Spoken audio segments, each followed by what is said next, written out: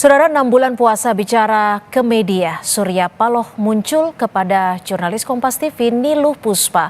Ketua Umum Partai Nasdem ini blak-blakan, mulai dari pandangannya Partai Nasdem tak diundang ke istana oleh Presiden Joko Widodo hingga isu ketidaksolidan di tubuh koalisi perubahan.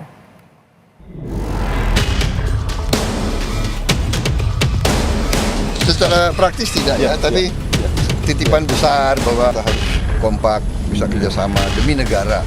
Nasdem kok nggak ada, Pak? Penjelasannya belum kita terima.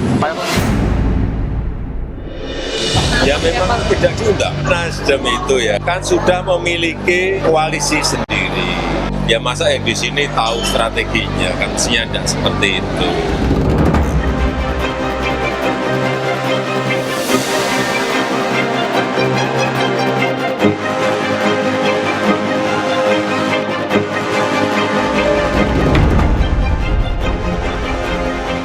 Tanggal 2 kemarin ada pertemuan parpol pendukung pemerintahan. Nasdem tidak hadir. Pak Presiden juga menyampaikan sepertinya sudah punya rumah sendiri begitulah.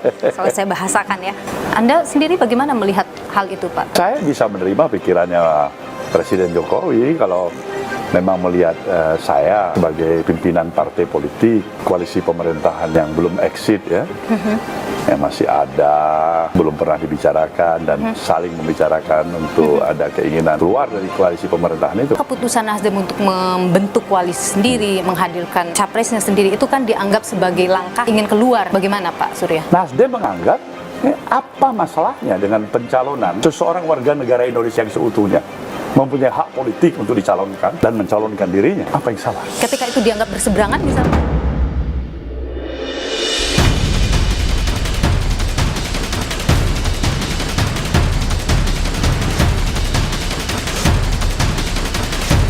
Di sana sudah serius apa belum? Belakangan, Demokrat gencar sekali didekati. Pertemuan politik dilakukan oleh koalisi sebelah. Nasdem meyakini koalisi ini adalah koalisi yang tidak akan mudah digoyang. Potensi menggoyang itu ada aja.